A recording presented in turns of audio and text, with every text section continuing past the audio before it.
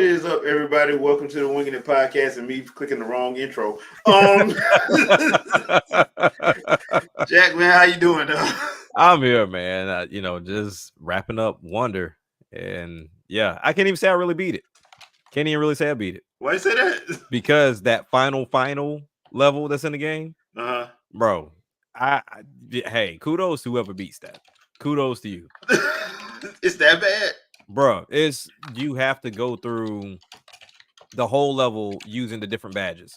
So they take you through each portion of the level with the different badges. But the thing is, after every 3 to 4 badges is when you get a checkpoint. If you don't make it to that checkpoint, you're starting over. And the one spot that I can't beat is the invisibility one. I'm like, I can't see. And it's not like, oh, okay, you just running through, like you're bouncing off of balloons and everything. I was like, bro, kudos to whoever because even I tried it with Yoshi. Like, okay, I won't take a hit. Yeah, kudos. I can't even make it through. All right. I knew they were going to have to do something crazy. Yeah, and it's the very last level. Like you have to do a lot to open that level because you have to get all the 10 purple coins, get all the wonder seeds, and you have to get the top of every flagpole. So yeah, you also got to beat all the what is it called, the secret world levels, and then it'll unlock. Yeah, you got to put in work to do it. That's the only level I have not beat.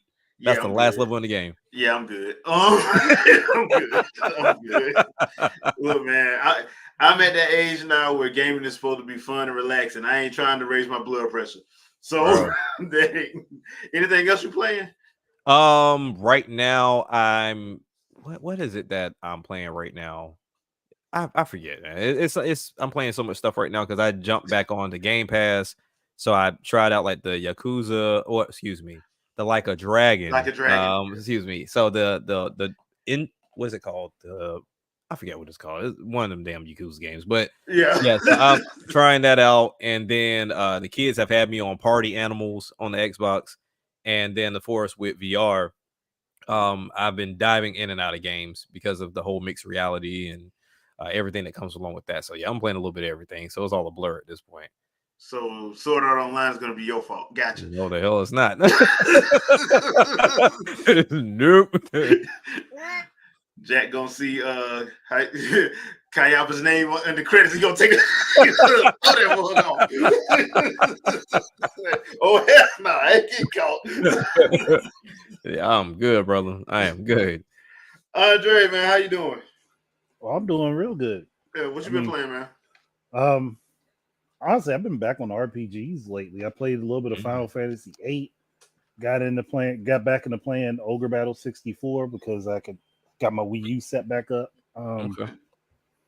And then doing some stuff on Mass Effect because I got some video ideas I want to make, so I've been playing that. Okay, all right. I've been playing Star Ocean Second Story R. Y'all know that. I've jumped into Smash Bros. This weekend to try that tournament event out. Actually had a little fun with it. I almost won 2 matches, 2 whole tournaments. So that was actually because I had to play. I was playing with Terry, and the first first championship match I lost. Dude had Kazuya, and he got me in that corner. Y'all know it's over when. Oh yeah, it's a wrap up there, bro. I couldn't do nothing. Yeah. I was just sitting there like, going and saying, yeah, this is it.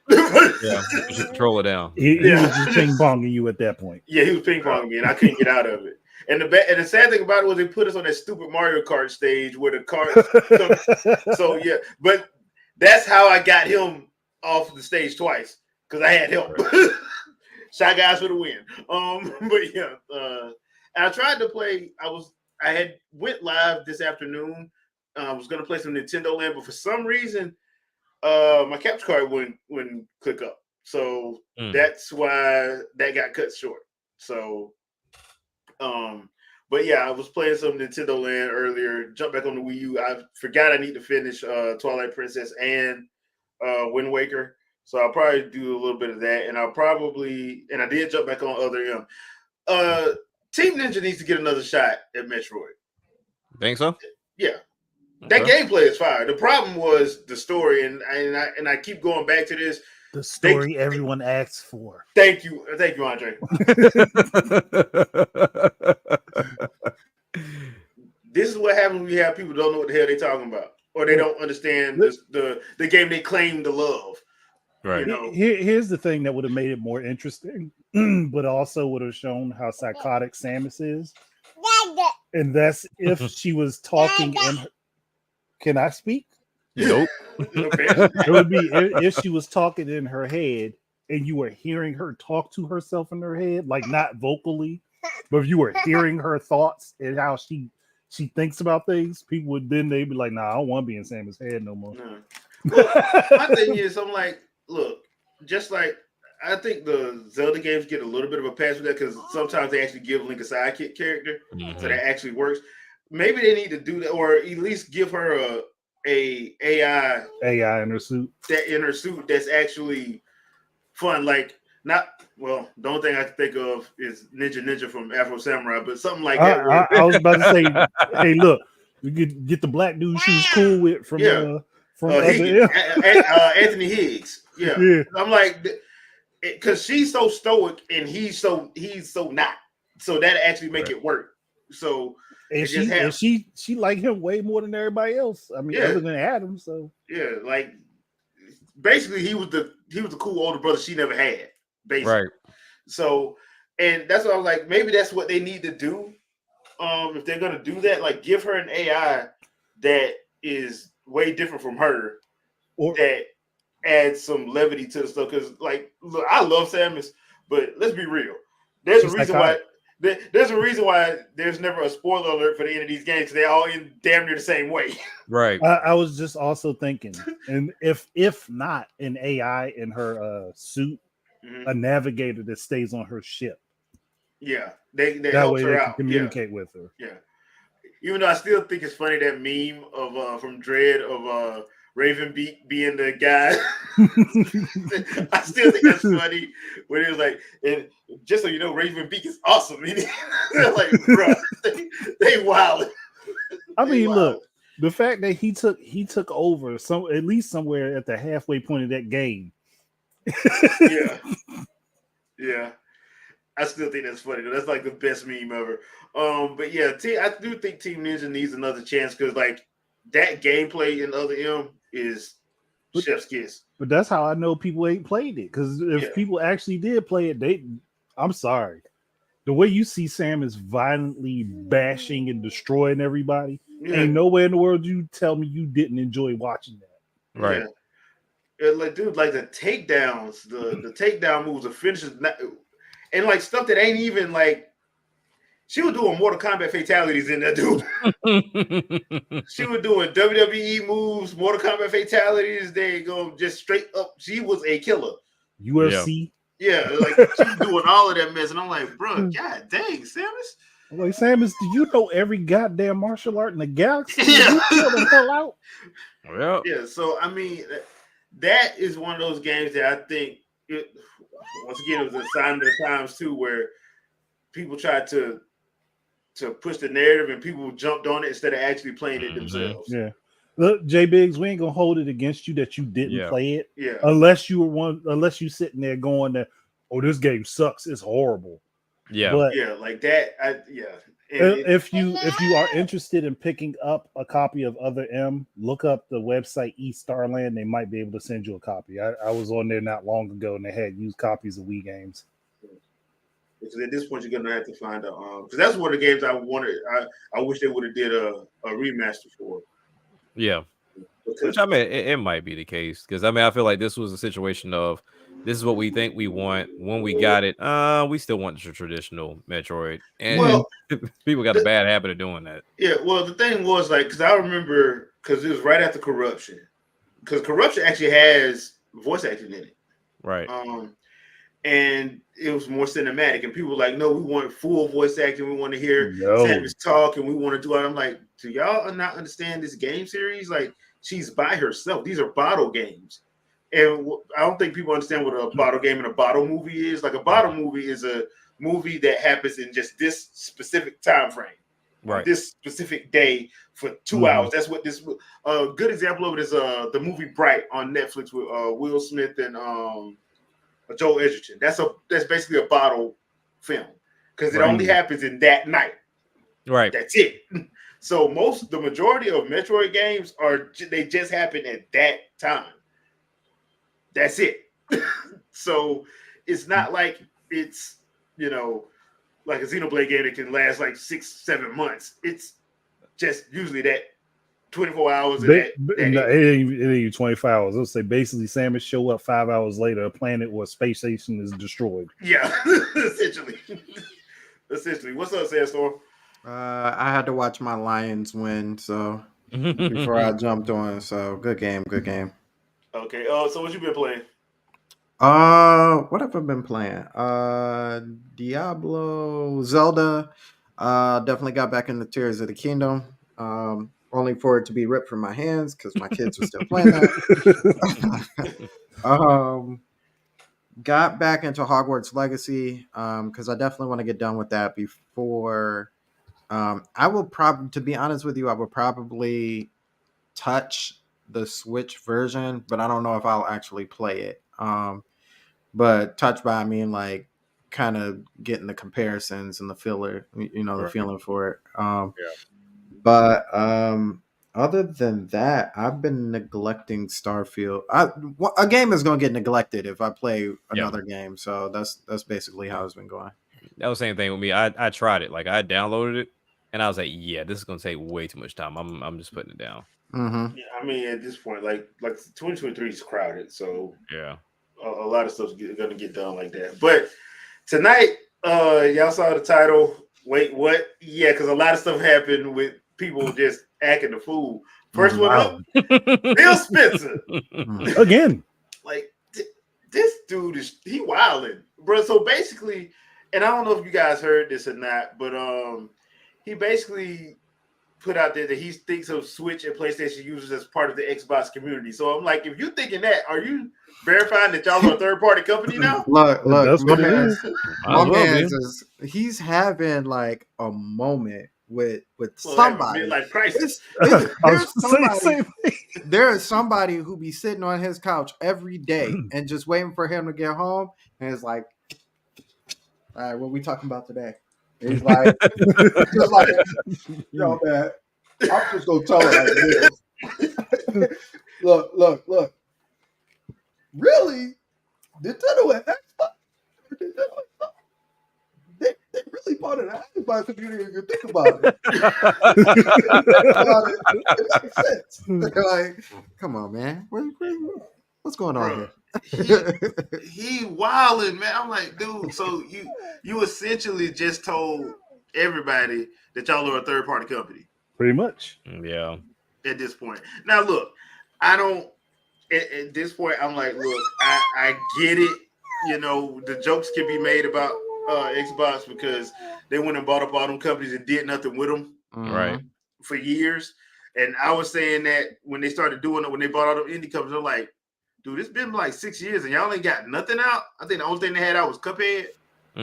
Like, right. What the hell's going on here? In a game I will not talk about because it irritated the hell out of me. Yeah, so I'm just like, okay, what's good? Then they'll put out 2-3 trailers. You're like, okay, cool. And then that's it. Yeah. Yeah. Hey, when the last time y'all heard anything about Perfect Dark? Don't remind me. Right. Don't remind me of that pain. Yeah, so I'm like, okay, dude, like, if you saying that they part of the Xbox community, do you mean you're a part of their community? Because clearly, but this flies right in the face of everybody talking about how Phil talking about trying to acquire Nintendo would expand the audience for Nintendo's games. I mean, and I said it back then too.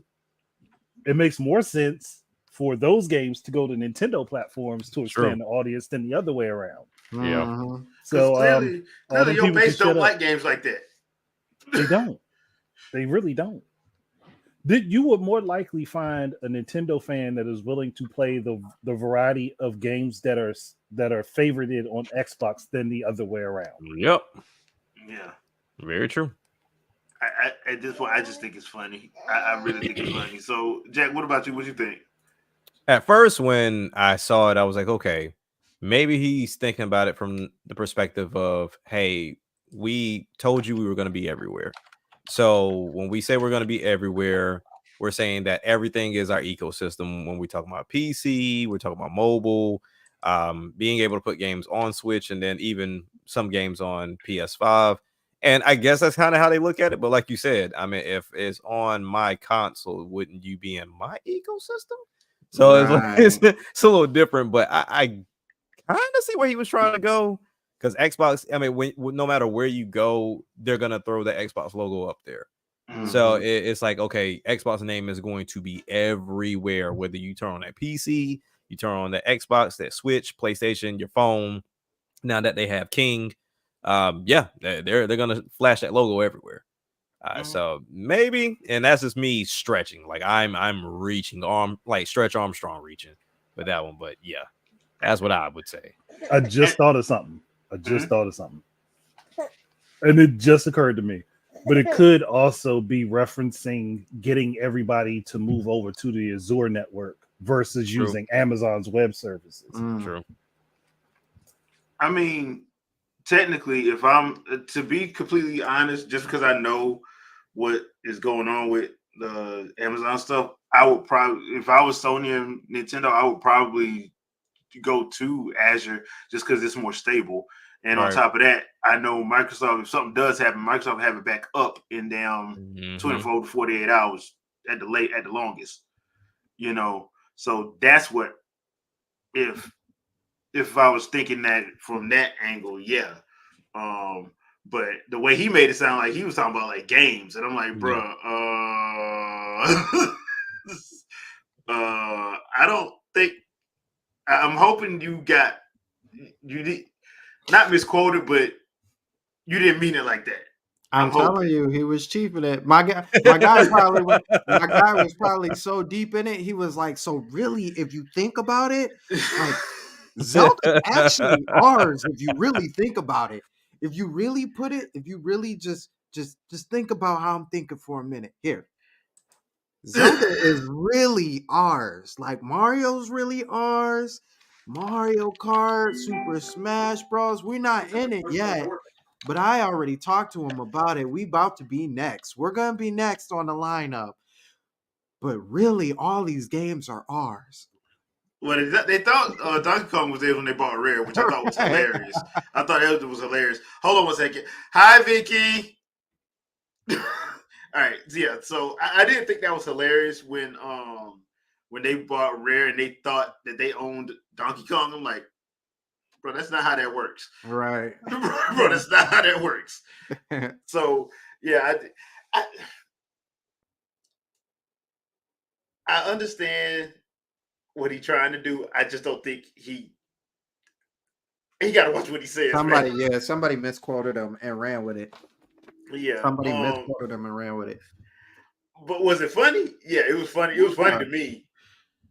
It was funny as hell to me because if I'm him, I'm worried about why we don't have no news on Perfect Dark. I need to be putting some news out for something. We got all these damn studios. Right. So at this point, I'm like, bro, you probably might want to start worrying about like how you gonna get some games out of, how you gonna get some kind of announcements or some on stuff that you've already put out that you have coming. Mhm. Maybe they should stop trying to make all these large games. Yeah, That would help them. That's another thing, you know. And I know we've all said this before. Like, there's no need for every damn game to be 500 hours. Like, come on, dude.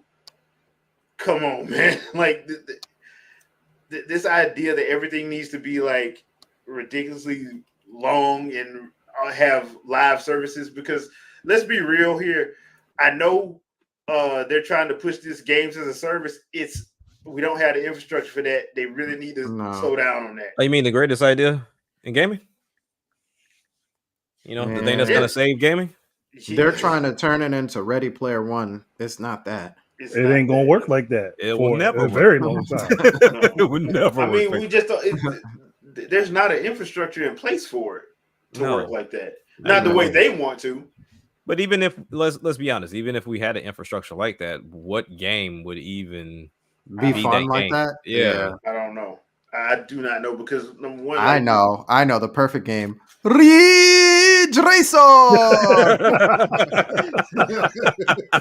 and here I thought you were gonna say Ridge Racer Warriors. But, all right. Oh man. There you go.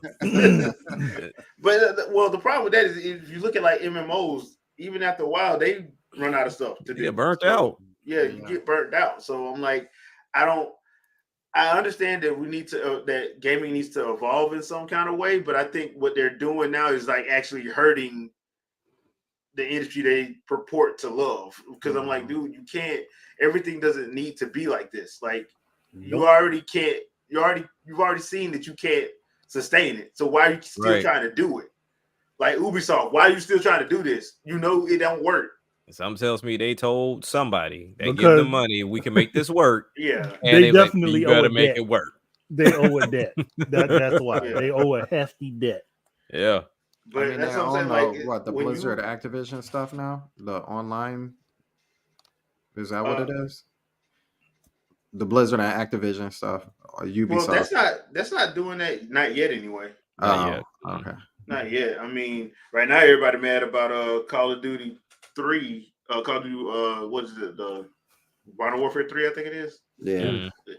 But I'm like, look, man. Now they're trying to blame that on Microsoft. I'm like, y'all do No, realize that was like Activision that well made before them. That was well before them. That's not like that just went through. Like their stuff probably ain't gonna hit till 2025, 2026. We all know what that was about. It was a way to take a jab. That's really what it was. Like, look, I get y'all upset, but I don't know what to tell you at this point. That game was going to come out garbage either way.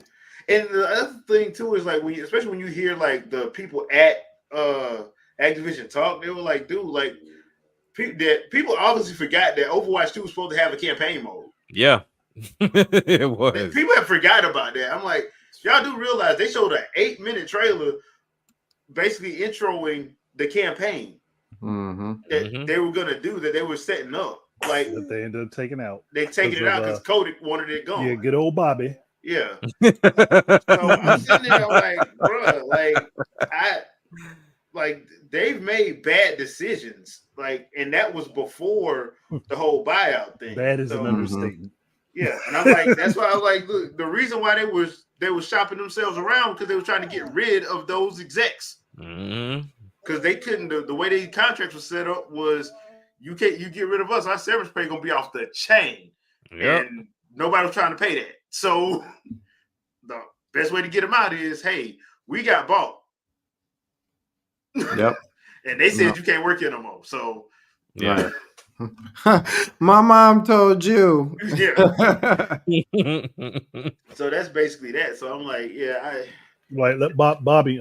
But my mother said you gotta go home, bro. Yeah. Right. You can't play here. You can't play with us no more. You can't come back over. Like, he said, you ain't gotta go to your house, but you can't stay here. He said, what? Y'all finna go inside now? No. She just said you can't play no more. Yeah. You ain't gotta go home, but you gotta get the hell out of here. So with this, so like what I mentioned in my video, right? Which, yes, miracle. My video to where we're very stagnant in the console space, and I blame the developers more than anything because Microsoft, Sony, and Nintendo have both brought something to the table for you to play around with and try something new. But when we look at this, do we think with all this time, Grand Theft Auto and Rockstar might actually be the one to push something forward? Nope. No. Nope. That's right. Not even give them 5 seconds. Nope. No. I think honestly, one of Microsoft's biggest mistakes, and people might think I'm crazy for saying it, one of their biggest mistakes was killing Kinect. Yeah. Because that was one of the few unique things about their platform that they got rid of. Yeah. I think 2K in that regards, if they really wanted to push something forward, to be honest with you, I think they would have done it by now. And unfortunately, I think I think they caught the Activision syndrome. It's like Mhm.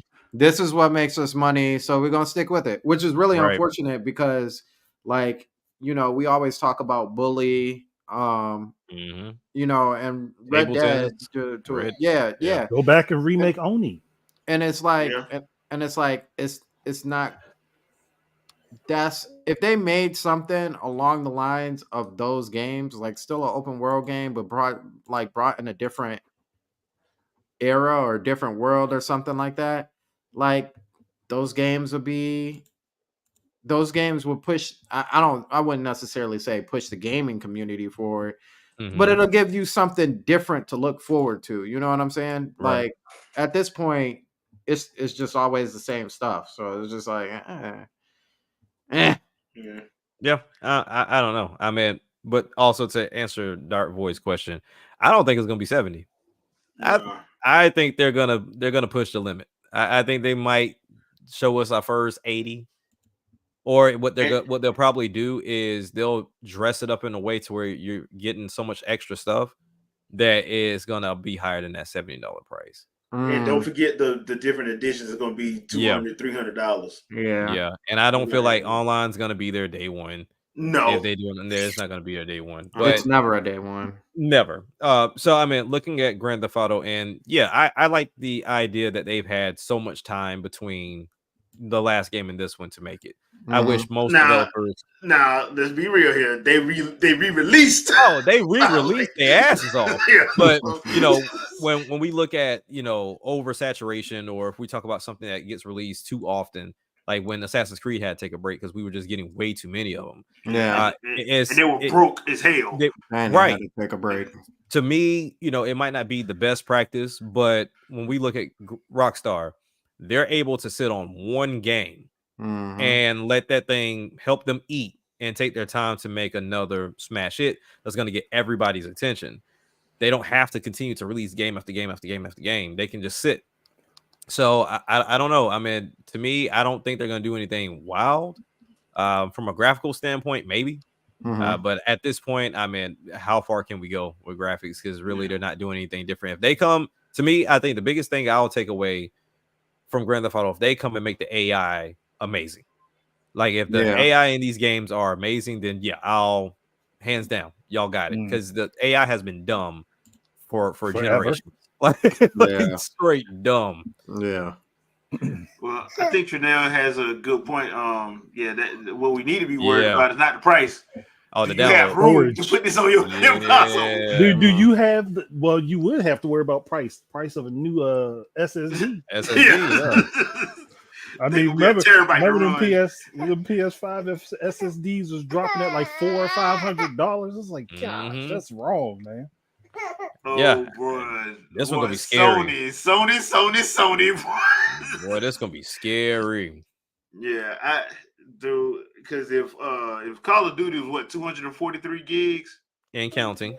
yeah, Right. Whew. That ain't part. nah, dog, nah, G, nah, bro. I will just stick with older games if that's gonna be the case. I'm sorry, I Got to. can't do it. You gonna buy a console and gotta have 5 different damn storage devices for 3 games. Mhm. Yeah. So I mean, yeah, because I think isn't that why Call of Duty went? You can download single player and then download multiplayer separate. different. No, Yeah, see, Yeah. you know what I know what they're gonna start doing to be slick. They're gonna start partitioning games. Yeah. yeah. They're gonna start partitioning games where you have the part of it that's most important to run the game is going to be on your SSD, and then if you have a hard drive, you can offload the rest of the information to the hard drive. That's so damn Mhm. Or they're That- gonna make that's it the next where thing. if you just want the single player experience, you just buy this. If you want the multiplayer experience, buy that. Oh That- gosh, that's gonna segment. be cheaper on your hard drive as well as your wallet. Except for they're still gonna charge you full price. Pretty much, yeah. Pretty much twice. They're gonna charge you full price twice. Right. Because Matter of fact, they'll do it the Nintendo way, but in the bad way. They'll be like, okay, you can get this game for $40, or you can get that game for $40. But if you want to get the single player and a multiplayer experience, we'll go ahead and sell it for you for $90. And you'd be like, wait a minute. See, I didn't think about that. Wait, what? So the single player and the multiplayer might be two different price points. That's Yeah. But yeah, if Yeah. you want the whole thing, we're gonna throw an extra $10 on there. But guess what? You'll get a bunch of skins that no one else has. Right. And people Like, will I do don't give that. a damn. And people will do that. A skin like that. That's where But people will do that though. Trust me, I know. Skin 100%. monies. That's nuts, bro. Where the All hell right. have we gone with gaming? Dark bro? Void. Dark Void. The difference is Nintendo compresses their games. Yeah. Yeah. Didn't we just So, see this with this a whole ga- a Baldur's game Gate that's- 3 situation with the Series S? Yeah. A game that's $250 for everybody else could be like 20 gigs for Nintendo. Yeah. I mean, yeah, because they are masters at compression. So Jeez. there is that. All right. So while we talk about that, it appears that Shintaro Furukawa has put some recent Switch 2 rumors to bed by like, dude, they're not accurate. Like those reports aren't accurate. Hmm. So everybody that has their uncle that work at Nintendo, Oh, yeah. they've The been lying janitor. to you. Yeah. The janitor that don't see nothing. Yeah. This was so hilarious watching all the content creators try to become They know what Inspector they're Gadget. talking about. Yeah, they know what they're talking about. They trying to like, so there's nothing coming, or were they lying? And there was just like some twist of the words. I'm like, dude, just wait until they say something. It is Yeah. that simple. Just leave it alone. So I got this from Nintendo Life, and I'm just gonna. The part that I think people need to understand is this part right here, where he says, "We applied for a patent, knowing the information will be made public. This does not Right. necessarily mean we plan to equip future products with this. Anytime you get a patent, people they and every company does this that has tech. They buy patents up for everything that they got. That don't mean it's gonna happen. Right. Yeah. They're just making sure they get the patent before somebody else does. Right. So Yep. that's basically what that is. Now you have people who were claiming that they had showed Breath of the Wild running 4K 60 frames and in the Unreal 5 That's not true. So that's why you gotta like, dude, they let them talk. Yeah. Let them talk. Everybody got to try to get the jump. They Yeah. want the latest scoop, man. That's what it is. I would just question how somebody thinks that Nintendo would translate that game out of their engine to Unreal 5 and there'd be no problem. For what Right. reason Right. would In they that do short- that though? And in that short of a period of time. But my thing is, for what reason? Because you already have your engine that makes the game look and run the way it's supposed to, cells and And- everything. And on top of that, it's cheaper for you to use that engine versus having to pay Epic for Unreal. Yeah, and So, I mean- they're not going to do that. Right. So I'm like, dude, you would have came out better saying they had Metroid Prime 4 running Unreal Engine. That's the first thing that made me like, okay, this is a lie. Because number one, 4K 60 frames a second, hell, Microsoft and Sony can't get that shit to work. No. Right. But And if you think I'm lying, Marvel's Avengers and Assassin's Creed Valhalla, both of those games came with emails saying, hey, if you run this at 4K, it's going to be locked at 30. I rest my case. Sad. I don't know. My thing is they can't even get 1080 60 consistently. No. It's like Nintendo Why would I will be the shoot that first one high? to actually do it. Yeah, I wouldn't Yeah. shoot that high. Not off real. Like, no, man. Like, just wait for them to talk, please. Just wait. They gonna tell you, but they're not gonna tell you specs, but they're gonna show you games. So this is where I'm not well versed, right? Like I would understand this back in the day before we had content creators and you work for a big publisher, whatever the case may be. If you were to break a story, it get you a lot of press, get you a lot of, airtime, whatever the case may be. So therefore you got more dollars, more sponsorships, things of that nature.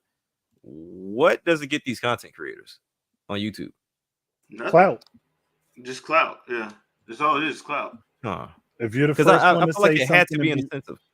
Like, because if you're going to come out your face and lie this often, or just to keep riding the pony until it eventually happens, it has to pay off for you in some way other than traction to say, here's this thing of big Switch news, and you are literally talking about absolutely nothing pertaining to a Switch 2 because you know nothing. That's how most people do.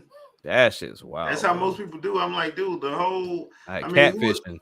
Who is exactly that.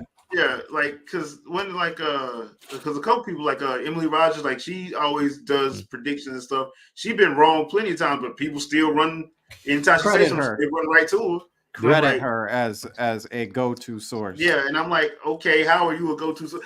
I put it like this: anytime there is an actual leak, people get fired. Yeah, and I can understand that because that was my thing of like, okay, even with your Emily Rogers or any known Laura Kate Dales, right? I would assume, and this is just me, I would assume that YouTube is like, hey, you got this shit right, or somebody can say you got the shit right, so we're gonna give you a cut of something. But it's like I don't think that's a thing.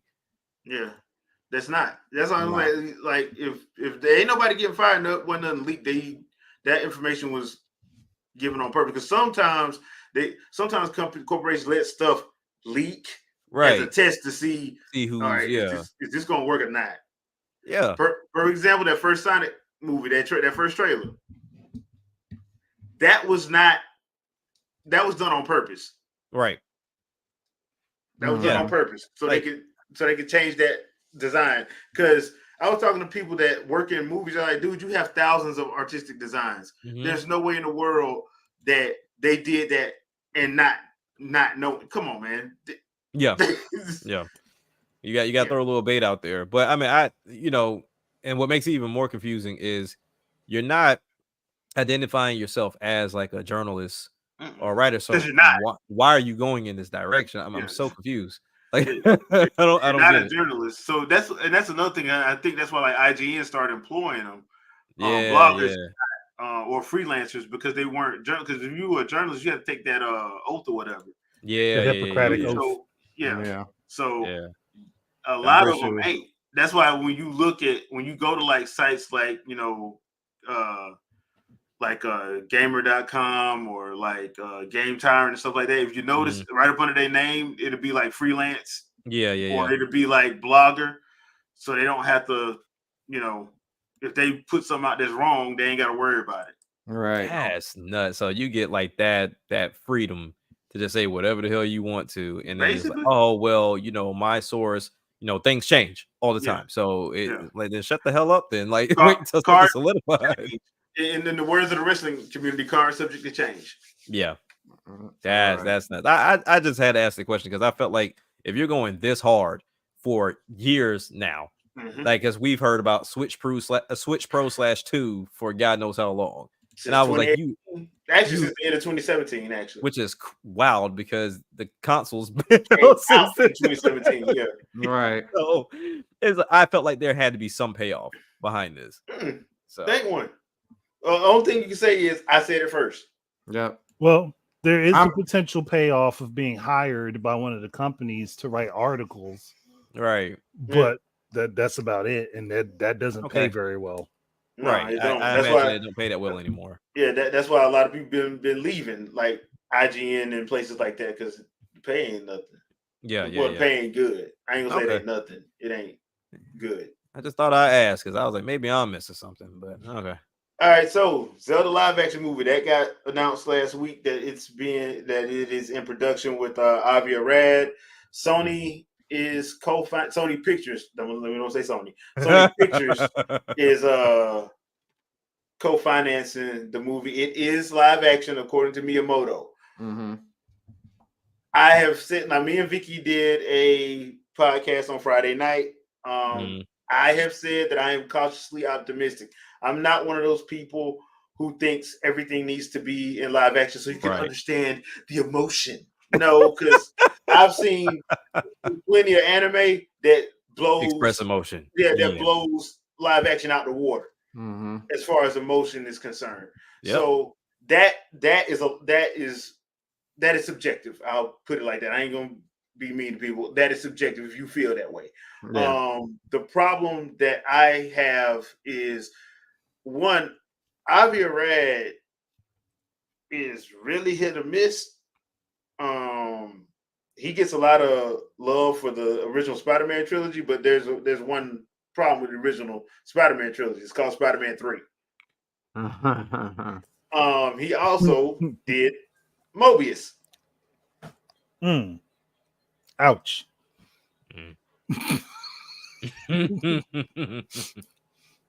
I mean Morbius, not Mobius. Morbius. I understood exactly what you meant. Yeah. So he's not he everything he touches don't turn to gold. That's what I mean. That's why I'm like I'm cautiously optimistic. The thing that I am happy about is the fact that Nintendo is heavily involved. The other thing is who you gonna cast, and this is gonna be the problem. That's why I be telling people like, look, man, y'all are hyping yourselves up way too much, and what's gonna wind up happening is when they cast somebody you don't like, of course, you're gonna get upset when they because the other thing too is I don't think they're gonna be adapting anything. I think they're just gonna tell a brand new story, which I think they need to do. It needs to be that they can't take from any game. Yeah, because they really can't. Number one, if you trying to look at like past games, they like Ocarina of Time, for example, or Twilight Princess. They work better being told as a series. Yeah, that's why I say, especially since they got manga for it. I'm like, they already got Akira Himekawa already done like boatloads of manga for it. Mm-hmm. Anime. Anime adaptation is right there for you. The other thing too is, like I said, what all races are you using? Are you using all of them? Goron, Rito, Zora, Gerudo? I feel like that. I'm gonna say right now, all those special effects. God damn it! It's gonna cost a lot of money if you do that. Expensive. I feel like you should not have too many races in there. Like, because my thing is just at this point, like, just have maybe don't involve all of them in the main fight or whatever. Just just have them go visit a couple of them. I don't know, because I said this is gonna be expensive. And the other thing, and this is the last thing I'm gonna say, as much as I love Zelda is not Mario. No. As far as brand recognition and anything. Yeah, y'all like Breath of the Wild and Tears of the Kingdom. Have y'all seen what the other ones made? Yeah, not even. I rest my case. They just showed the power of the Switch, as they put it. Yeah, like those games are drastically different from themselves. Yeah, so I'm imploring people, please bring your hype, manage your expectations, please, because I mean I don't even hate Chris Pratt, and people were freaking mad at Chris Pratt. I'm like, bruh, y'all love Star-Lord, but y'all mad at. I'm like, I don't, because he got opinions. I think, and we talked about this yesterday. I think it'd be better if there was just a bunch of either B-list or C-list celebrities or people you just don't know. Yeah. My thing is because me and Vicky said this. I'm like, cast unknowns for the main character. You do you do need one or two established characters. You need somebody to bring some money in. So either Ganondorf or whoever's going to be, I'm hoping they bring in Rayru, whoever those two need to be somebody. Like there's the king going around talking about Idris Elba for Ganondorf. I'm like, no. Like, I don't want him out there. No, but I was going to say, I think unknowns for the main characters, but maybe use some star cast for like the secondary characters, like the King of Hyrule, King of Hyrule, some of the more important Kokiri if they decide to bring them in. Lizzo for Great Fairy. No. Don't you dare besmirch me like that again. No. And that's you know what I'm saying, and that's the thing they're gonna have to work. They're gonna have to figure that out. They're gonna have to figure that out because that's gonna be a problem. Saying something, you a fool. Yeah, I would after the horrific performance in Star Wars, never again. Jack Black did save those scenes, but that's because he was Jack Black. Yeah, don't you ever dare. Yeah, you know? But I mean, and if you bring in the Gerudo, like, I don't think people understand. Really, they all supposed to be like over 6 feet. Listen. Yeah. Here's even over 7. Here's the perfect opportunity to have Samuel L. Jackson play a shopkeeper. Oh yeah, I'll take it. Look, remember, I was making that joke.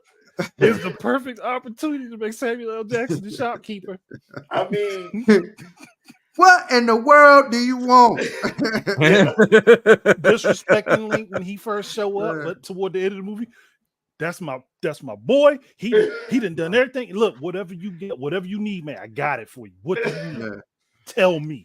He said, I got bombs, I got hearts, I got shields. Look, What do you want? I got hook shots, I got arrows, bows. Well- I even got the Great Fairy's magic. You need Nehru's wind or whatever it's called. Hey, what's I wrong got with it. you? You can't talk? What's wrong with you, motherfucker? You can't talk? You Like, mute? don't you mute? be staring at me, boy. Oh, my bad. Here's the thing. And this is going to be another cause of contention. Once again, I'm going to be the bearer of bad news. Link can talk. Yeah. Mm. This idea that Link is mute is actually wrong.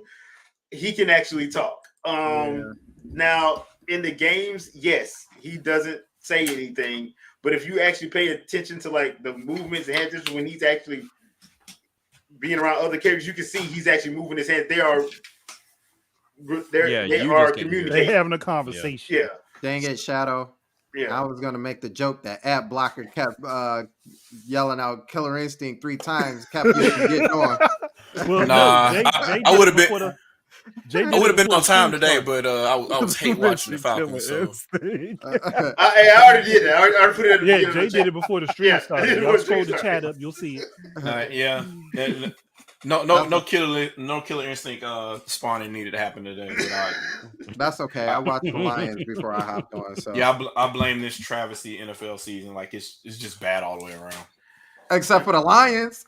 Yeah, except for the Lions. Apparently, they're doing strange and incredible things. Right. But yeah, that's the thing. I'm like, dude, Link does talk. Even in Breath of the Wild, if you go look at the diaries, they say he's like the only person he probably purposely did not talk to was Rivali. I was about to say that. Mm-hmm. That's the only person he purposely did not talk to. He talked to Mifa, he talked to Urbosa, he talked to Daruk makes you talk to him because Daruk is like that drunk uncle. Mm-hmm. Hey boy, come here. Like, Right. come All in your Come face. have a pint with me, Link. Yeah. You ain't gonna say nothing? Yeah, You so speak words? So basically, that's what that is. I mean, the other thing I am kind of worried about is the whole casting situation because, like I said, and if they try to do the whole people saying they want Tom Holland as Link, and I'm like, no, that's a horrible idea. Very much so. That's a horrible Very idea. much so. So speaking of Tom Holland, I mean, do we think any inkling of the Netflix series is coming to this at all? Like they're carrying any of that over? Probably some of the scripting, yeah. Because they had a full. It was a full movie that was going to be done, and it was a full movie that was going to be done until somebody decided to leak that trailer. Well, I know whoever the the execs at Netflix are pissed off. Whoever They are one of them and Disney. was. Them and Disney. Could you imagine? Because all Disney had to do was outbid like was Universal. Yeah. And they probably would have had they probably would have had the majority of the projects. Something tells me they couldn't. They could. If they could have, at that time, yes, they could. This is before them losing money on I have a feeling things was already looking bleak for them before the money started disappearing. That's why I'm saying. Yeah, but So I got a question for y'all because it actually came up yesterday as we were talking about this. Would you want this to be? Because we've gotten past the Mario movie, and that was like chock full of Easter eggs and haha moments and all this other stuff. Would you want this to be like a very serious, like Zelda movie, or are you looking for like the Easter eggs and like the haha? There's going to be Easter eggs in it. There's definitely. If Nintendo is Nintendoing this, they will be. There's going to be. I don't think it'll be silly like the Mario movie though. Right. It's going to have a balance to it. Yeah, you'll just notice things like I can see them like you have a shop and Majora's Mask is slapped on the wall somewhere. Yeah, something like that. Kind of like what they do in the games anyway. Right. Yeah. Like certain stuff, like if you play the Link Between Worlds, there's certain stuff that you go in a house, you'll see like a painting that's clearly Ocarina of Time's La La Ranch. Yeah, so stuff like that. I think that's what you're probably gonna get, or something like that. There's gonna be a balance because like there is comedy that happens in Zelda games. There's also horror that happens in Zelda games. So that's the thing. I'm like, okay, how are we gonna get a full on like bongo deadhead like situation where it's gonna traumatize somebody, or Are they gonna pull back a little bit off that? Because Well, that kind of pushes the question too. If we're talking about what type of Zelda movie are we going for? Are we using what era of Link? Are we using a younger Link? Are we using an adult Link? Teenage? that's a good question. I don't know. Yeah. I don't know because you can clearly do whatever you want. I think just for the sake of for the movie going audience, it's probably gonna be 17-year-old Link, Probably.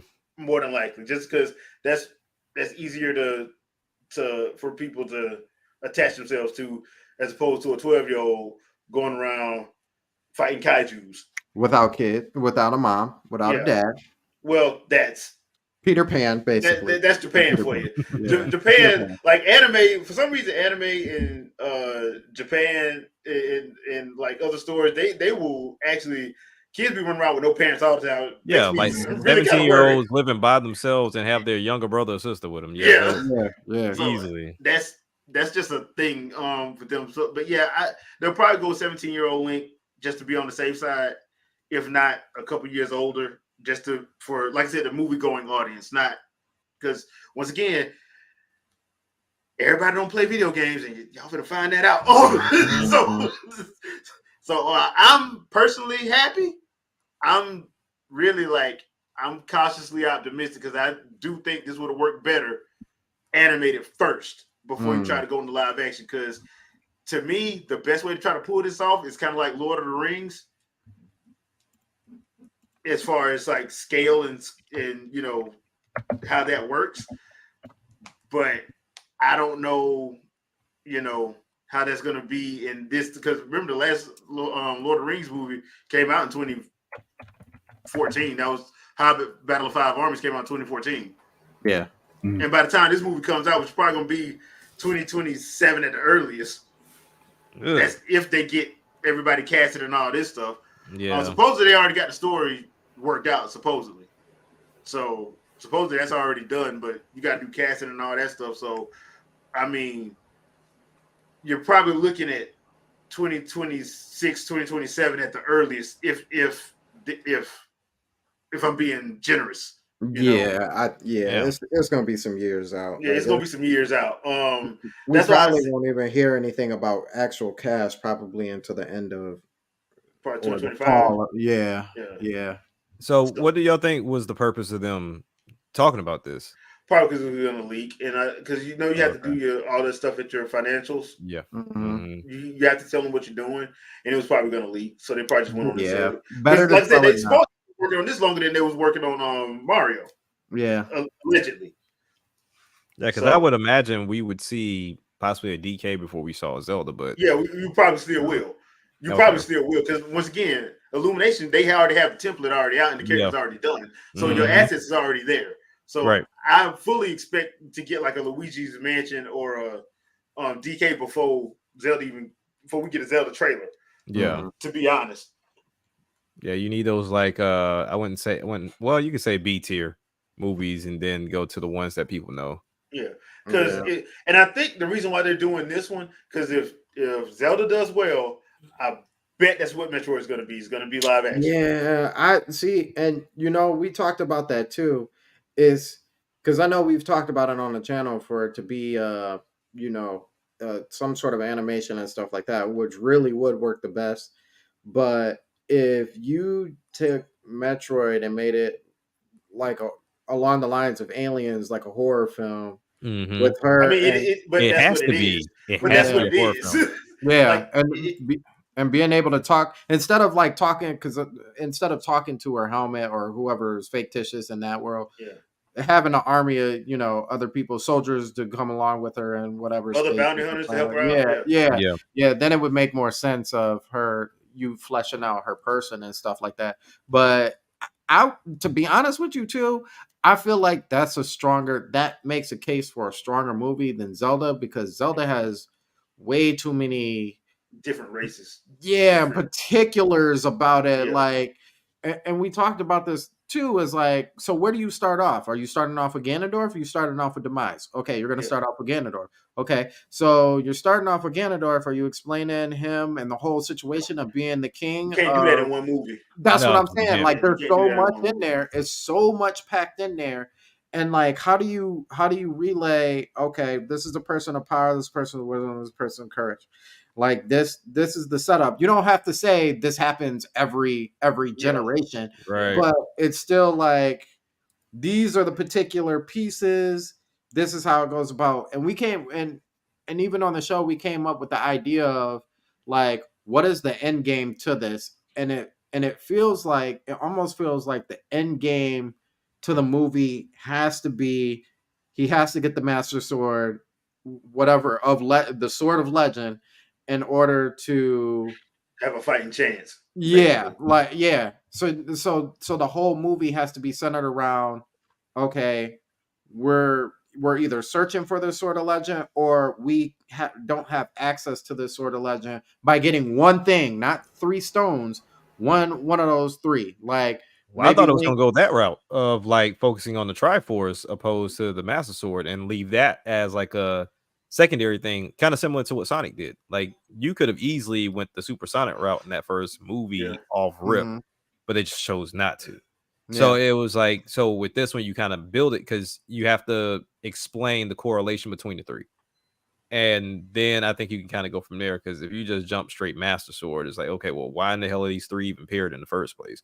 Yeah, but then you got to explain, like, where did these stones come from? Either the True. races have to have them, and then you do some sort of montage to. I was about to say a hell of a montage. Like, Yeah, Well, that's that, and y'all see why I'm cautiously optimistic, right? yeah. Because it's too much lore. I'm Once thinking- again, it's not it's a good idea, but I think once again you have people who do not. You're trying to go at a movie going audience. A movie going audience Right. ain't the same as a video game audience. Yes, Right. the video game people, we're gonna come see this. Right. Yeah. There are 10 times more people that go watch movies than video games. They don't know any of this lore. So Well, that's why I was thinking the stone. If you did the stones, if you're talking about the Triforce, it's easier if it was like, okay, Link got pushed away because he was a special child. Whoever Right. his mom was gave him like a necklace or something like that had a stone. Then you Jewel. got Zelda, who's her mother or whatever generation royalty passed down a stone. So then you just have to go find the other stone to make this piece work. So you really only working on one. You already got the other 2. You already explained those, but like montaging, I don't want no montages in this movie. Like you gotta You ain't going to be able to avoid all of them. You gotta have a montage. You gotta have montage at at the least one. beginning. There's a boy. Here it is. Da da da da da da. There you go. Why is he an elf? It's all storytelling. Yeah. The other problem too is like, because I used to work in a theater, like you only got a set amount of time to maximize the most money. So you're not doing a 3-hour movie. You ain't King Not Kong for the in first this. one. You're not doing that. You're gonna have to do, I think, between 2 hours and a half is probably the sweet spot for this first movie. Because like I said, we have a character that some people know, most people don't. No. And the other thing that worries me, and this is because it's Hollywood, who's writing this movie? Right. Because, like, I'm gonna mention this, and if you enjoyed this show, kudos to you. I thought it was trash. Velma. Velma was awful, bro.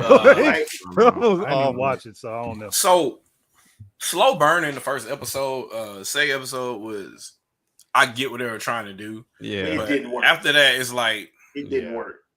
So yeah, and that's the problem that I have, because one, you have Hollywood writers who they don't like the material, and they're gonna make it better. I.e., The Witcher. Yeah, which is why Henry Cavill had to leave, because he was like, you need to go by the book, and that lady didn't want to. You literally have a book to go by, and you choose not to. That kills me every time. The writing is there, and that's what the game went by the book. Yeah. Now the other thing is once again, because Miyamoto has said like, look, Nintendo's heavily involved. That should be that makes me feel That'll better. help. that should make you some feel of it. better. But I'm still kind of worried because, like I said, I don't trust Hollywood No. Yeah. at all. Yeah. At all, and they haven't said who wrote this. Now they do have the director of Maze Runner, and I forgot what other thing he directed. I think he's directing the upcoming Planet of the Apes movie. Yeah. Westfall. There's another So one. Yeah. yeah, the Kingdom of the Planet of the Apes or something like that. I don't know how They they just don't released a stop. trailer for it. There's just too many. Yeah, I don't know how they Let it don't stop. rest. So I don't know if it's depending. I might go see this Planet of the Apes movie. I may go see it. I don't know yet. Cool. But it depending on how it go, I'm like this could go sideways or left easily. But I'm cautiously optimistic. I'm not finna be sitting up here doing backflips and being like, yeah, this is gonna be perfect. Nah, I ain't finna say all that. So for the casual fan, Mhm. what movie would you point them to as somewhat as the closest representation for them to look forward to this movie? Would it be a Game of Thrones situation? No. Would it Lord be of a the Lord of the Rings. Rings? Lord of the Rings. It's Lord Gotcha. of the Rings. Okay. Yeah. Because Game of Thrones is more Fire Emblem. If Yeah, I you're was gonna gonna say do Game of Thrones and Fire Emblem. If you're gonna do Fire Emblem, Game of Thrones is because that has all the political intrigue and all the assassination. That's what that does. And Fire That's Emblem more character based stuff. driven, yeah. Lord of the Rings is more story driven. So Legend of Zelda will be more story driven in that lane. It ain't gonna be character driven like that. Yes, it does revolve around three main characters, but it's not. Yeah, it's not like that. Okay, so I mean, yeah, I can see that because I mean, I think really it comes down to the action scenes. Because when I think about casuals, you know, you have certain crowds. When you think about Lord of the Rings, it's more lore, you know, story based. More, I feel like it's more for your bookheads than anything. To where like you can't go in there and Fast and Furious that shit. Like you can't do it. So it's gonna only appeal to a certain crowd. Gwen, I don't know what Discworld is, so I don't know. I don't either. I don't know what that is. I've never heard of it. I've never heard of that. Oh, so I'm about to look that up. Look it up. Yeah, Willow. Discworld. Willow. It depends. It depends. I think it's more Lord of the Rings. A lot of people imagine that originally back in the late '90s, if they did a Zelda movie, it would probably be more Willow. But after Twilight Princess, Wind Waker, and Ocarina, it's more Lord of the Rings, especially with Twilight Princess, because Twilight Princess lifted whole scenes out of Lord of the Rings and put it in the game. So, yeah, I can see what you mean by Willow, but I think we're just gonna get another timeline. Well, it needs to be an original story. It needs to be an original story. Yeah, it has to be. I mean, you're not gonna, like I said, you only got 2.5 hours tops. Right. If you're trying to make money, you only got 2.5 hours tops. So you can't make no long drawn out stuff. And I don't know if they're going for a trilogy or not. They hadn't said that, so I'm gonna assume it's a one and done. So if that's the case, then, and the good thing about that is, like most Legend of Zelda stuff in those games are one and done games. Yeah, most of them are. I know Ocarina and Majora's Mask are sequels, and Tears of the Kingdom, Breath of the Wild are sequels, but the rest of them they stand alone. Yeah, they do exactly what Square does. They just don't call their shit final. Yeah, but yeah, it's fun. it's the next thing, the next iteration of whatever. So I mean, yeah, there is that. I just looked up Discworld, and Discworld itself already has had like a video game tie-in stuff to it, and it's more like point and click versus being straight adventure like Zelda is, as far as the game side of it. And their movies, from what I can look at, they would fit the bill sort of. I'd actually have to watch them to get a better idea, but they do visually look like they fit the bill, so I can see what you're talking about. Bro, that's a lot of damn. I've never seen which. There's a lot of movies for that series though. It's like 7. Oh. Okay, yeah. So I don't even. And they're named after an individual. They're named after different books, which are also tied to the different games. Yeah. So I'm like, that's a lot. Oh, it's a fantasy series. Yeah, it's a long-standing fantasy series from the early '80s. Yeah. See, I don't. Yeah. So, all right, yeah, maybe I'd have to. I say it's just send us down a rabbit hole. It'd just be one of them things you'd have to really, really dig into to figure out how it would represent Zelda. But right, point to point, though, I think there are. If I could just visually going off of what I see from it, there are some things where I could see, yeah, that would fit Zelda. Then there's other things I'm like, not so much. Like some of the designs of the costumes that I was just looking at, I was like, yeah, that wouldn't fit Zelda. And I don't even think they're gonna do the tuning. They'll probably just do the champions thing. Like they gonna do. I don't think they're probably gonna do the green. Nah, not at least not in the first movie. Yeah, because I just don't know if that's gonna work. You know, I don't know if it's gonna work. No, because the tunic in the games also always represented something special, and if they do that immediately, it's not so special. Yeah, right. So there is that. But yeah, we're gonna see. We're gonna see. Yeah, we'll see. We'll see. But it was interesting that they dropped that this past week. So yeah, there is that. So last thing to talk about. I know y'all heard about this, but Bungie had some layoffs. Yeah. And the thing that I thought was kind of messed up was that the execs pretty much did take a pay cut and they still did the layoff. Still let them go.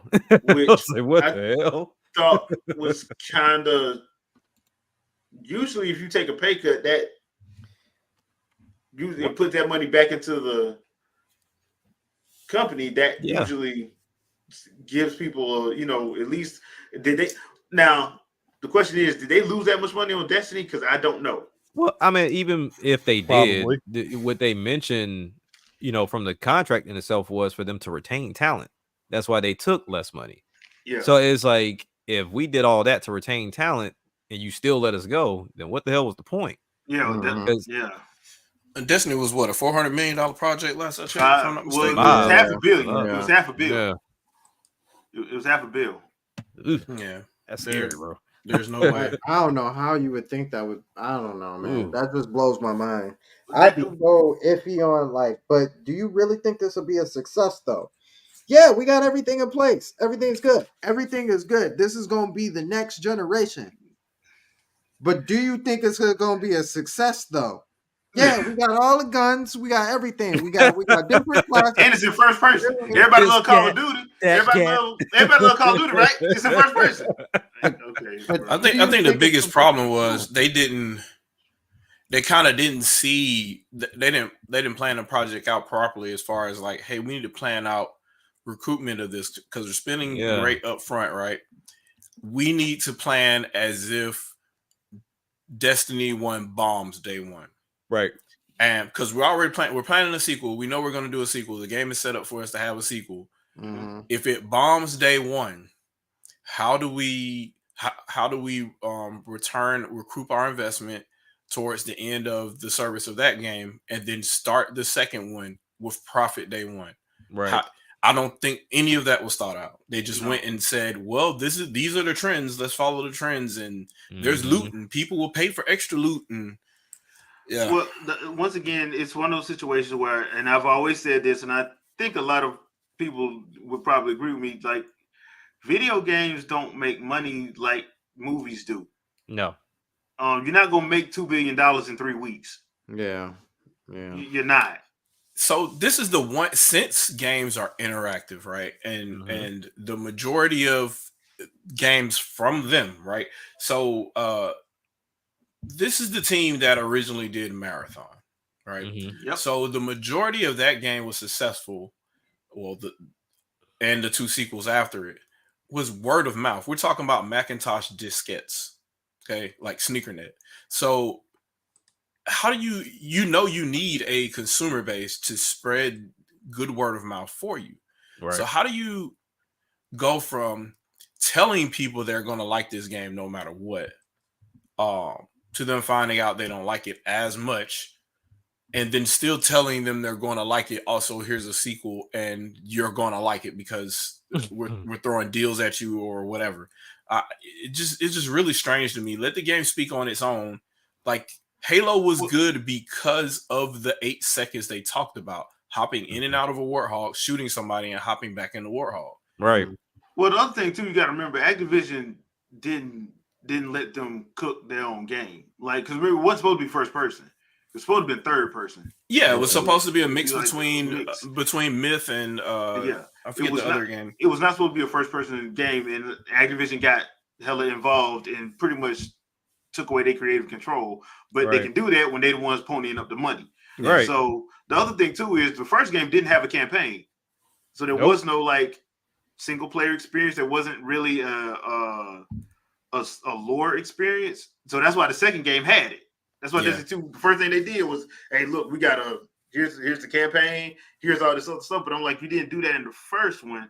And it was one of those games where it's like, okay, you need to have a team of people to play this regularly with to enjoy it. And I think what happens is, like, you can have fun playing it, but if you don't have a regular team, it gets old fast. And I think that's where we're at a bad problem, because, you know, in the beginning, kind of talking to what Shadow was mentioning, I think Bungie was also trying to go off a name, right? Because I mean, everybody loved Bungie because of Halo. Yeah. So now Bungie's like, hey, we're Bungie. Like, if we're making this, you're gonna like it. But then also too, when we talk about having a 10-year plan for a game, I don't think I've ever heard that before. Like that you do that plan for a system, not a game, not software. Yeah. So we look at Destiny. Yes, there is a lot of things they could have done differently and how it could have all worked out. But when I look at this type of game, I see it successful on mobile, not on console. Like you have it free entry, and then you let them pay over time, similar to Fortnite. I feel like this would have been great for mobile, but at the same time too, you say like, okay, Activision, pony up the money. Hey, we want you to do it this way, and we've heard that time and time again with many of developers. Like, hey, we have a vision, but the ones that's paying for it, you know, they got control, they got creative control, right? Destiny in itself, to me, when I did play it, I played the first one and I played the second one. I can see it being there, but then it comes back down to relying too heavily on multiplayer. Like because I feel like multiplayer, to me, as much as we look at the numbers, I think it is a loud minority. I could be completely wrong. I've never seen the numbers. This is just my opinion, because I know a lot of people that much. Me and Jay say the same thing. This is escapism. You know what I'm saying? Like I'm getting away to go and be in this world, be in this environment and do my own thing. Me playing with randoms is not happening. Like, I'm not dealing with anybody, racial slurs, cursing, doing this extra stuff. I don't have time or the energy. Now, and then also too, even with us being here as a group, we make a conscious effort to be here on Sundays, 7 p.m. But most of us have kids and have families, so it's hard to get on the multiplayer and just game it out for hours. Yeah. So you got to have that dedicated, you know, group to do so, and most of us don't. Especially with when we talk about inflation now, people got to work 9 to 5 just to survive off of some regular shit. So 2 9 to 5s, basically. 2 9 to 5s, right? Like, some of us barely making it. So at that point, I think it kind of comes back to what I was mentioning earlier of just making AI smarter and focusing your game around that. Because trying to have the people create that, you know, that I guess you can say that environment, that's a heavy risk. Like, people can get you and make you the best thing out there, but they can also tank you in a matter of 2 seconds. And that's the problem with relying too heavy on the, you know, on the gamers, if you will, because our attitudes change like the wind. Like, one day you messing with this, another day you're not. So that's why I'm so amazed to see games like Fortnite still standing, the World of Warcraft games, you know, Final Fantasy 14. Like, but those are kind of like anomalies, though, right? Anomalies, like they're real big anomalies. But when we look at everybody shooting for that lightning in the bottle, you would wish they would stop. But in reality, once again, until there is a developer that says, "Hey, look, we're gonna listen to the investors for right now, get our money, make it back, and then we go do our own thing to where we don't need investors," it's gonna always be like this. So this is why I think. This is one way where video games can get like movies and TV. Focus groups and focus testing. True. And this is what I don't think is happening, because publishers hold the check at the end of the day. And they follow trends because they talk to other publishers, and all they do is listen to what each other do. They're just a giant clique. So the fact that most of these publishers don't play games, when a developer pitches them a game, that might be fun as hell, they're looking the other way because it's not fitting whatever the trend is for the time. Like, well, your game isn't it's game as a service, so it's not going to be fun. And they're like, dude, it's fun as hell. Try it. We're not going to try it because it doesn't have the thing. It doesn't have the checkbox on it, and that creates a reverse problem. So now you got people that got their game declined, or they heard another person's got their game declined. They're baking in this shit to their game so they could pitch it to the publisher and say, well, we have the thing that you asked for, so can we get money? Yeah. And and honestly, it should just be a complete project shown to a publisher, and the publisher's like, okay, I don't get it. And then they turn to their focus group, and the focus group plays the game. Then they tell them, hey, this is good as shit. You should probably put this out there, and then it's going to sell. And then you go from there, and then the rest is history. I like if these publishers had the same attitude they had back in 2000, Halo would have never been released. Right. Like this is where we are right now. Like you're well, that and first person shooters don't really sell well like that. Why would you even you're changing it to first person? Even though GoldenEye and Perfect Dark was right there. Yep. M-rated games don't sell that well. You want to make this M-rated? And like what are we doing? Like if we're in a space now where a complete product already doesn't exist, and the only way to get a complete product is to pitch to people who are making decisions to grant funding for a game, right? And the only reason they're granting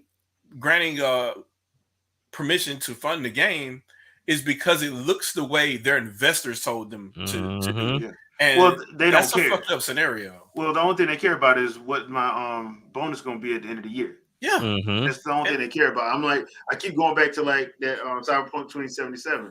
People got mad at CD Projekt Red. I'm like, y'all mad at the wrong people. My problem mad is at the wrong people.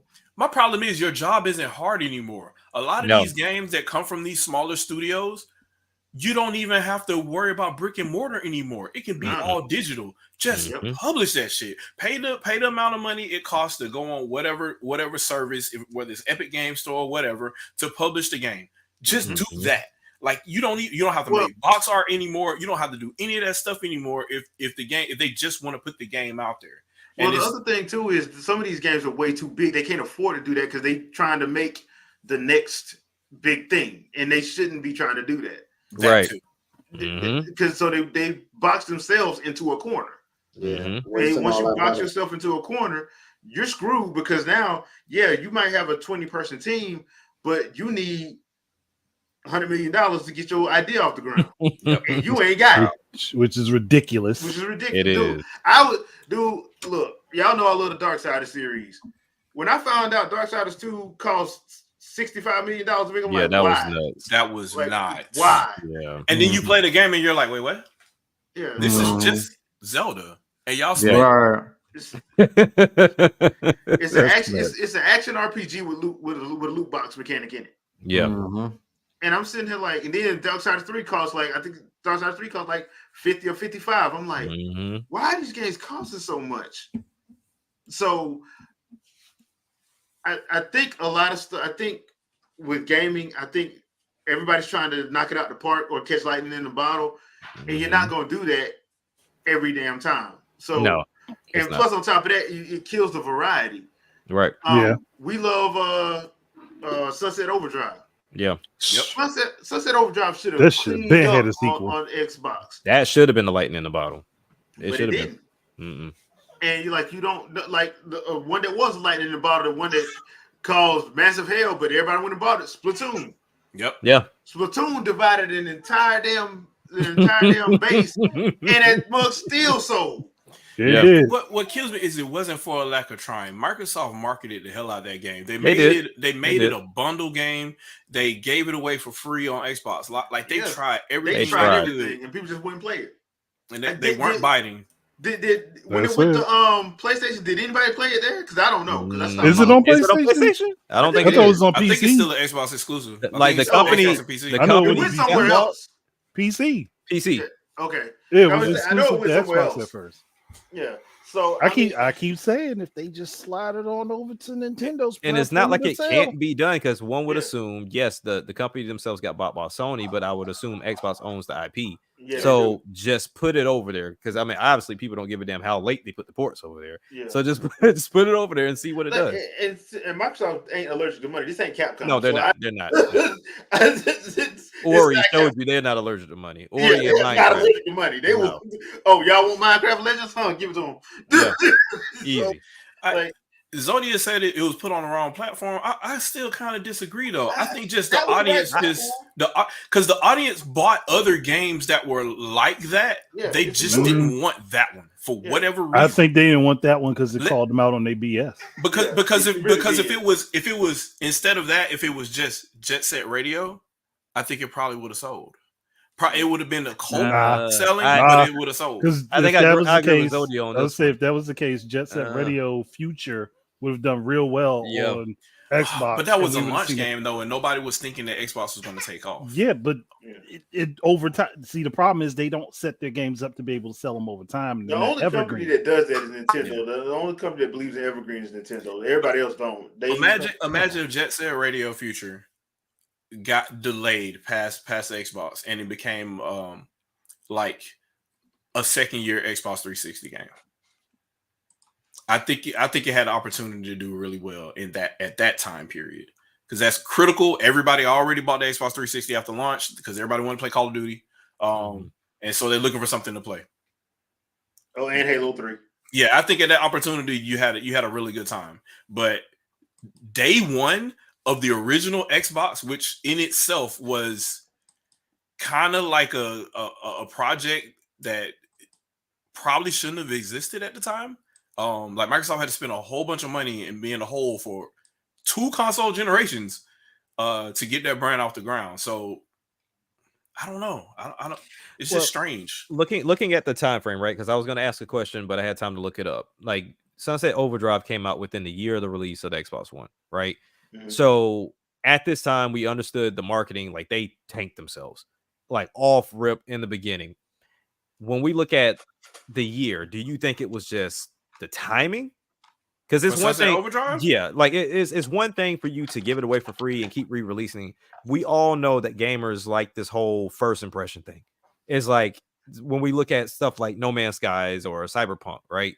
Is either you liked it out the gate or you didn't. Regardless, if you go back and fix it, you may not even touch it. So I'm looking at Sunset Overdrive. I'm saying within a year of the Xbox One's release, that's when it came out. I remember there was still stank on Xbox at the time. So that is true. Do we think that because of gamers' first impression, hey, it has to be what I want out the gate? I don't give a damn if you sell it $20 2 weeks from now. Day one, it has to be good. That it tanked because of that reason. It's kind of weird to say because Infamous kind of tanked on PS4 as well. Yeah, I don't know what it was. It was just like games of that caliber. Just nobody was checking for that shit at the time. No. I don't know what it was. But people missed out. Go back and try those games if you haven't. Yeah. The funny thing about the Infamous situation was people didn't play Second Son, but they played the damn DLC. They played the DLC. Which made no sense. I remember that. The DLC. Because the DLC was standalone. Yep. Yeah. And I'm like, what the? Like, y'all didn't play the. Okay. I don't know. I mean, everything it's a little different with gaming. And then, like Zodia saying, yeah, Sunset Overdrive was like that game because they didn't have anything out. But at the same time, too, is one thing we always forget. When you spend $400 to plus $500 and this manufacturer is touting we're the best thing smoking out there, the last thing you want to see is Sunset Overdrive. And at the time, it was $500 because there was no $400 option. Exactly. So you're looking at, hey, people hate the fact that it comes with Kinect. They hate the fact that they went media. Your boy Matrix went and said, "Hey, go he was off the chain. He was the ultimate nail in the coffin, tanking everything." So then, at that point, Xbox 360, right? And then there's no game. then you look at Sunset Overdrive. You're telling me I'm buying $500, and this is not my words. This is what Mo say. This cartoon? No, I'm not. But it was a massive open world game, and it was done. It was fun. It was one of the best games released on the platform. Yeah, because Matrix boy, That was the He knew he went was to leaving, so he E3. didn't care. He went to E3 was like, I'm trying to get fired. Oh yeah, How what a mission. what do I gotta do for He y'all to was a get mission. rid of me? And what makes it so funny is the company that he went to ended up getting bought out by Microsoft. By them, anyway. anyway. So like, what were you doing? You didn't escape, well. Yeah, it was Oh, a that crazy man. time frame, but yeah, I mean, we all share the same sentiment of Sunset Overdrive. There's no reason for them not to re-release, seeing as that's where we are now anyway. This is re-release. At this point, they might as well just port it to the Switch. I mean, Yeah. it would Why kill. not? Why Because it's not? already in 4K on Series It's already X, there. So Yeah. Let's do it. They just need to port it to the Switch because if he want to be real, and I've said it before, Xbox games sell better on Nintendo. It really That's does. why I'm still surprised they ain't put Cuphead Rare selling. Replay on there. I'm still surprised they ain't put Rare Replay on there.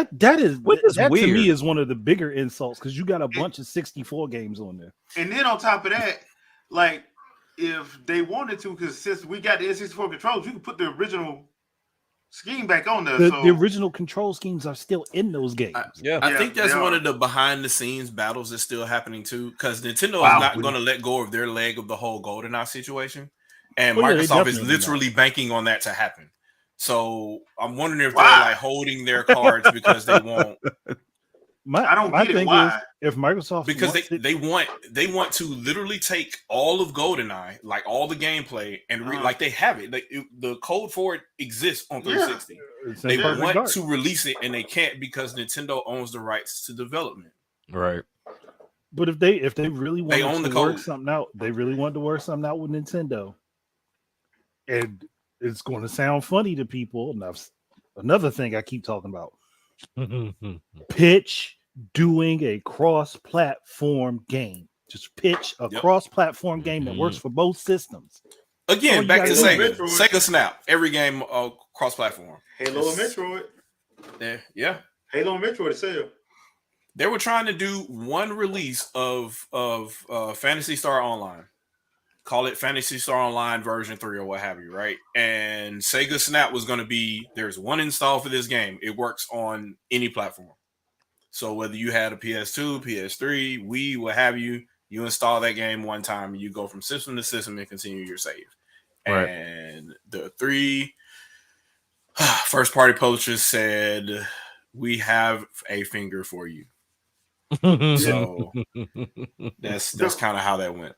The Rock simply says this. Which is crazy because it's you're seeing it still. Like you're seeing the Xbox and PC, you're seeing PS4 and PC, you're seeing Switch and PC. It's just take that extra step and just all platforms. And it's not like Microsoft doesn't have the infrastructure for it. Yep. Oh, and there's some games. Isn't it like is Street Fighter cross-platform? No, not yet. No. It still isn't Street yet. Fighter Okay, 5? but they promised it, right? Yeah, Street Fighter I think it's supposed to come soon, but I don't think they haven't set up all the hooks. Yeah. Yeah, that's a frustrating situation,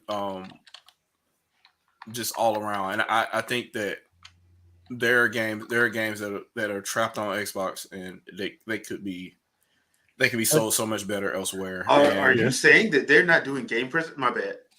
Man, I mean, bro, I'm so tired of that.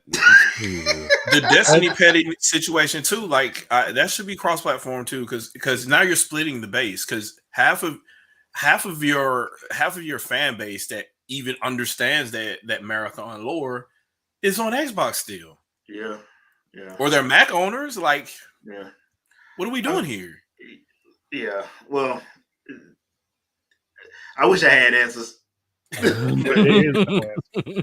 Well, I think what happened, to be completely honest, I think what happened probably around 2006 or 7 is when all of those CEO number guys came in, not people that actually were gamers and came up and through the ranks. Well, it became investment people and hedge fund people. That's who started. Once they got in, they don't care. Because all they see gamers as is geeks and nerds that they used to beat up in high school. Mm-hmm. So I'll take your money. Yeah. I'll take your money, but I don't care nothing about you or your hobby. So you know, I mean, the proof is in the pudding. I mean, like, just look at how stuff is now.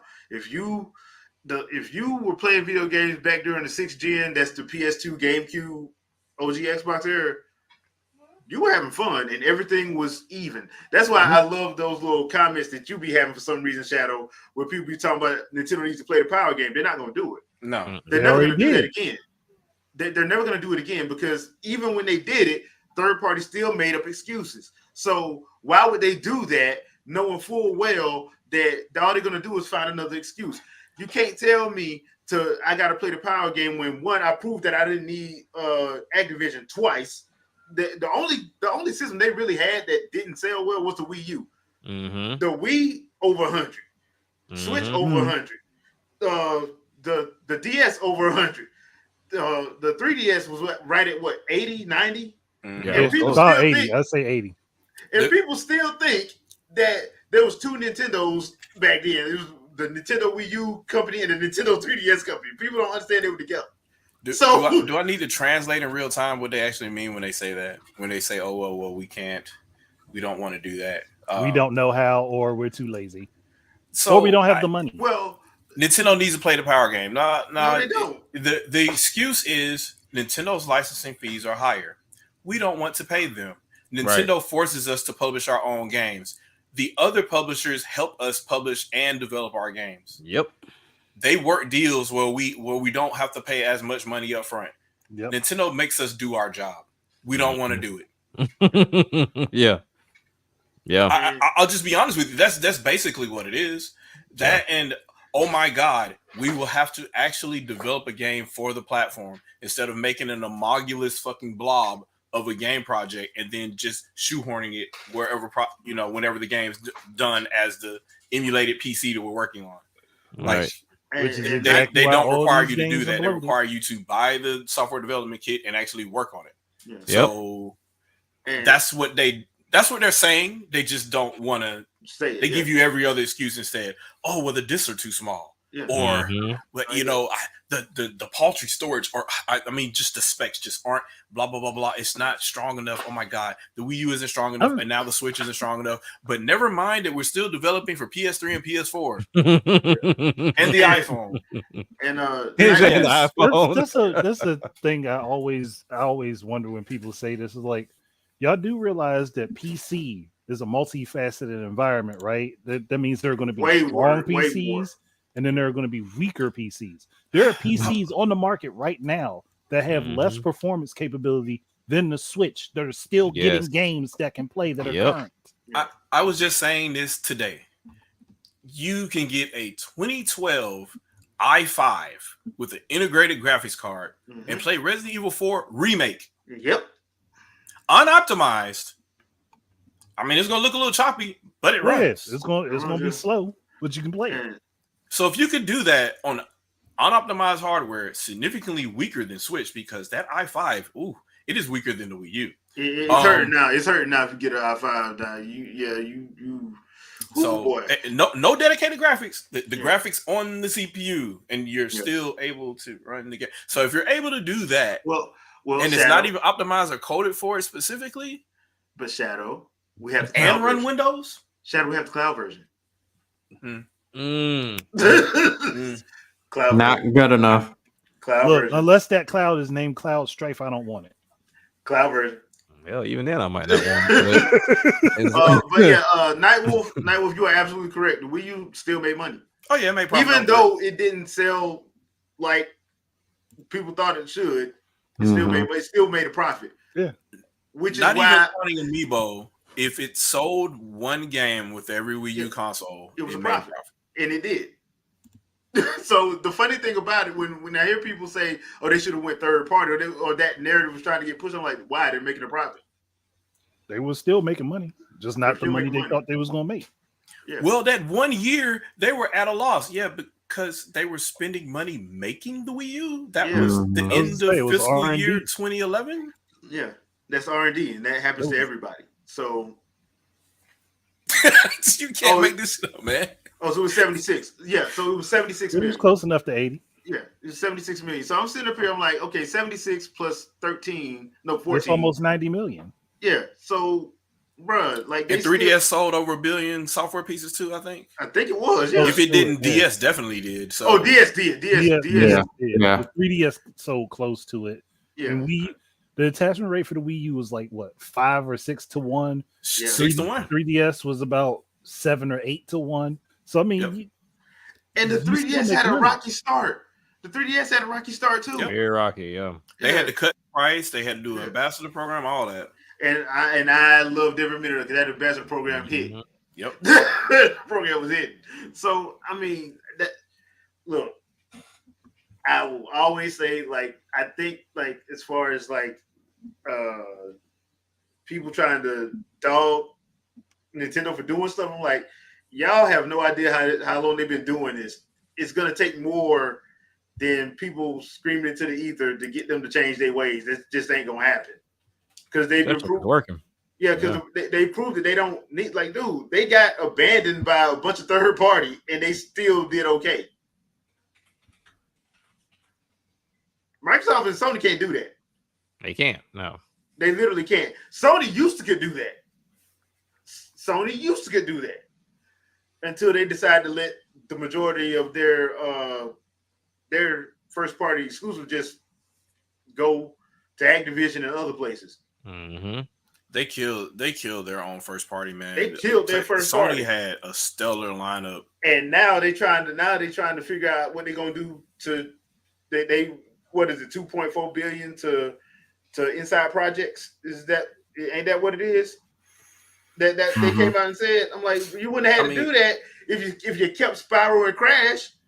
That's just amazing to me because they're doing all that supposedly for realistic looking games as service, whatever. Yeah. And Nintendo's just like Animal Crossing. Yeah, basically. I mean, too easy. Animal Crossing, done. So I don't know, man. Zelda games are selling 30 million a piece now. So Right, that is just ridiculous. We ain't gonna talk about Mario Kart. Like I said, Donkey will be next. I believe in that. Yeah, I think they're gonna find a way to twist that game. Why I got a feeling that's coming on their successor? Because it is. Donkey Kong Racing? No, Donkey Kong in general. Donkey Kong. I needed to actually be Donkey Kong Racing. I would think that'd be. I mean, if they take a break from Mario Kart and go back to like Diddy Kong or Donkey Kong Racing, that actually makes sense. I mean, that's even in the movies. Well, that's why I agree with Tom. Well, the thing was, because if you really stop and think about it, Mario Kart skipped this generation in a way. It did. It did. So I mean, when you think about the next one, they gotta give you something. Yeah. So I don't know. I mean, but when you make that remake and then you see, you're like, oh, so it's like Wii U Part 2. Mm-hmm. So instead of us continuing to support, now we got 100 million more people. Yeah. I'm still on the firm belief that Mario Kart 9 or whatever it comes next, Mario Kart 10. I'm on the firm belief that it's gonna be in that window of early, because that is the easiest way. You say year one? Oh yeah, to pimp keep out it evergreen the whole gen. Yeah. That is so fast. That would make sense. Easy. Because ain't that what they did? That's what they did with because I still play Odyssey, Super Mario Odyssey. All that came out in 2017. Yeah, that's crazy.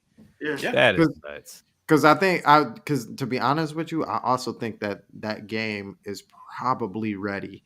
And when they dropped when they dropped 8, I think it was kind of like, we'll just get the rest of the people who didn't get the Wii U, and it blew up, and they were like, you know what?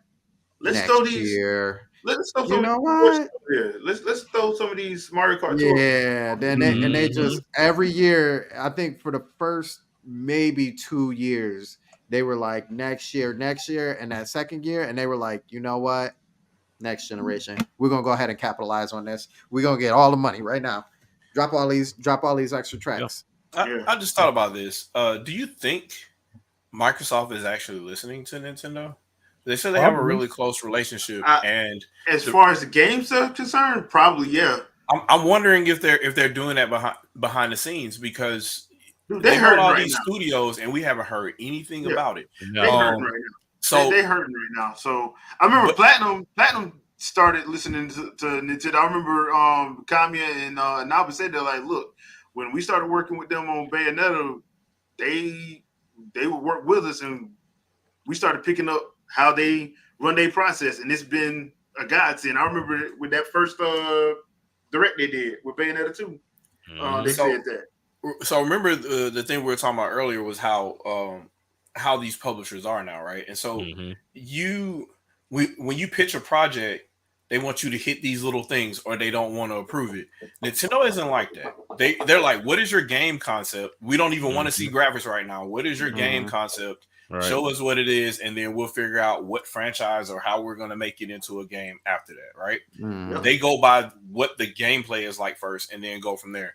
I'm wondering if that type of conversation has been had, and I'm wondering how close that relationship is at that point, because Microsoft has visited Nintendo and On Apple has multiple visited occasions. Nintendo also On multiple occasions, actually. like literally in Tokyo, like we're seeing how you're doing the thing. So I'm wondering if they're trying to take those same philosophies home, because obviously what Microsoft was trying to do at first was Series X wasn't it. So, and they have the studios now and they have the talent and now they have the time and the money. So I'm wondering how their approach will be for this, especially with them considering they don't even really want a console going forward. They just want to sell games. So those games got to be good. So I'm wondering what they plan on doing to make that happen. And I wonder if they kind of are not watching, but maybe they actually know what Nintendo is doing and they're adopting some of those strategies as far as game development. Because you got studios that are willing to make it happen, and if you're able to manage them the way Nintendo does, like you might be sitting on something. Yeah. So that's true. I'm wondering if that's the case. I guess time will tell, but yeah. I mean, at this point, yeah, because you'll be able to tell if we start hearing stuff about like some of those games that we haven't heard from in like 4 or 5 years, like Everwild and Perfect Dark, and it's like you start hearing more, but and then out of nowhere you hear a release date of 2 months after that. Then we'll know they and then early reviews are like through the roof. Then they've done something. Like behind the scenes they've been like, look, bring a reviewer in here. Somebody needs to see this before we even put it out. Like they've done something. Yeah. So I mean, people love to talk. They talk, but you're like, dude, you can't argue with the results. Yep. You can't. I'm like, you're not supposed to like Splatoon. I keep going back to that. No.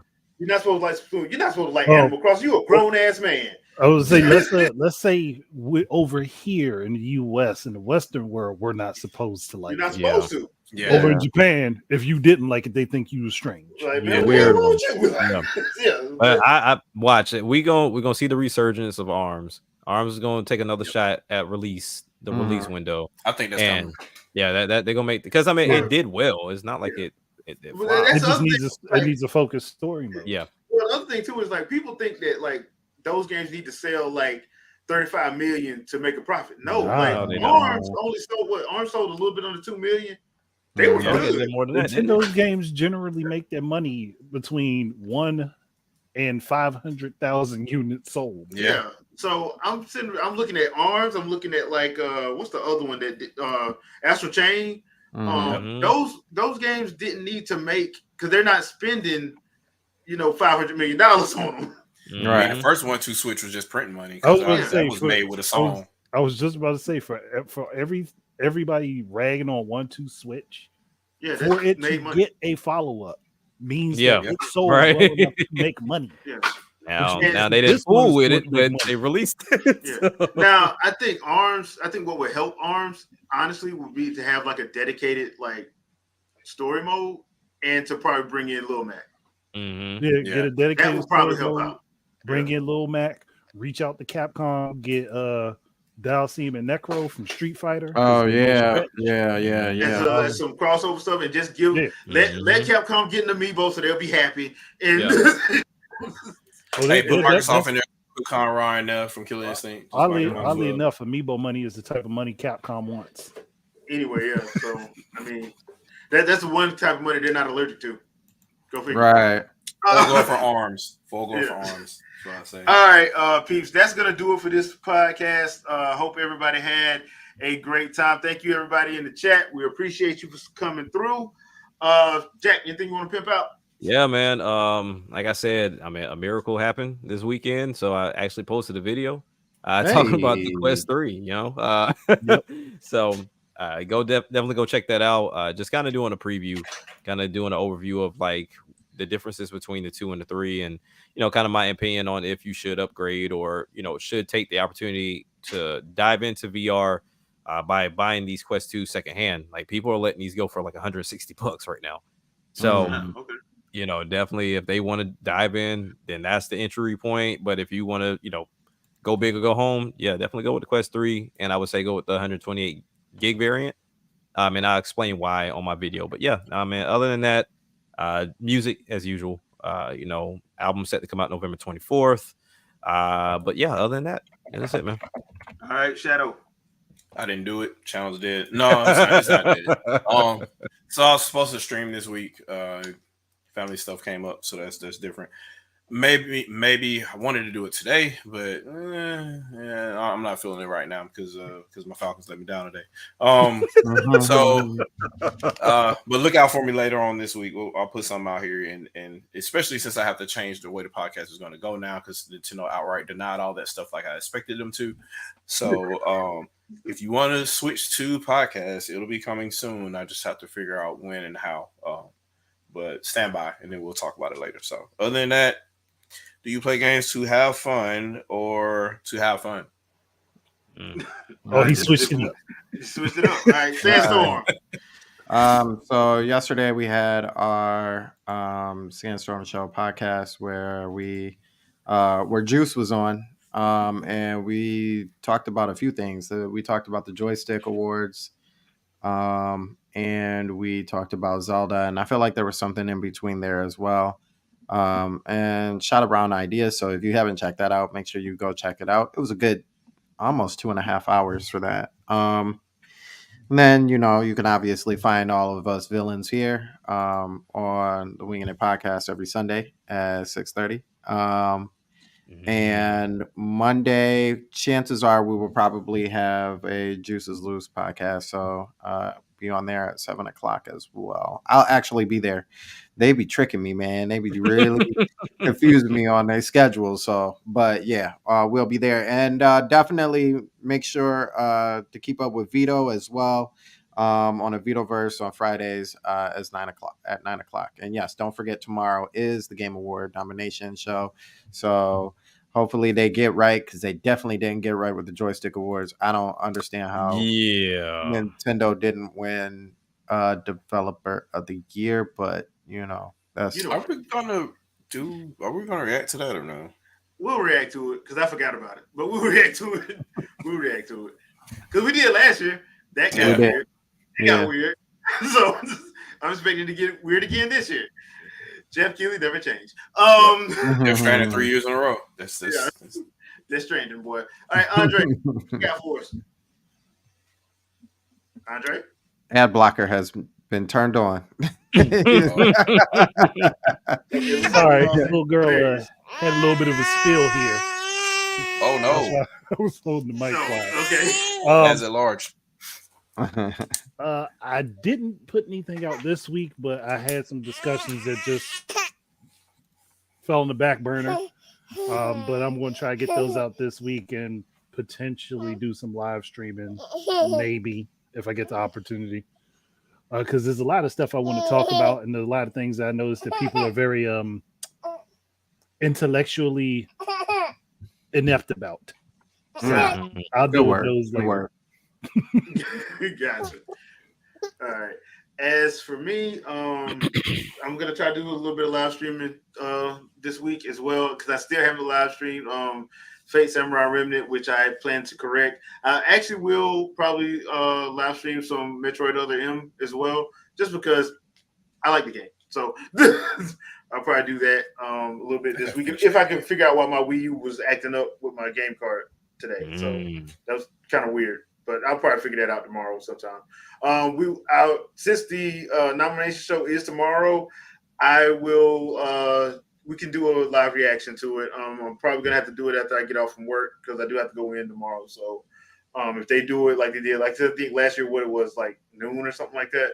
Yeah, So it was in the afternoon, I think. Yeah, so we'll probably do it around 6 tomorrow night. So, just so you know, I'll look and see what time it is, and we can go from there. But yeah, other than that, don't forget to check out Fresh Take with myself and Vicky. We did our season 2 low-key season finale review earlier today, and we're going to be doing Goosebumps next Sunday. So next Sunday at 10 a.m. So please come by and check that out, and we'll be back here next Sunday, 7 p.m. Eastern Standard Time. Getting ready for the Game Awards. Yeah. Our annual Game Awards where we show much respect and love to Jeff Keighley. It's getting It's close. going to be a slow burn, people. The king of Slow all the burn. Doritos. Yeah. So And close. hopefully our homeboy Joseph shows up. Need him to show up this year. Sober? No, No. just stumble across the stage at Man, random. he ain't never sober. Dude. Maybe we could have the little kid come back up again. That was kind of. Oh, no, I don't think that dude gonna come back up. 'Cause, No. after what happened at Paris, bro, Yeah. I don't think that's gonna happen again. Like Jeff Yeah, got they scared. done with that. They done with Jeff that. got scared. Jeff probably gonna have armed guards up there. Yeah. So yeah, that's probably not gonna happen. But thank you guys once again. We will see you guys next week. Peace out, people. Peace. Peace. Peace.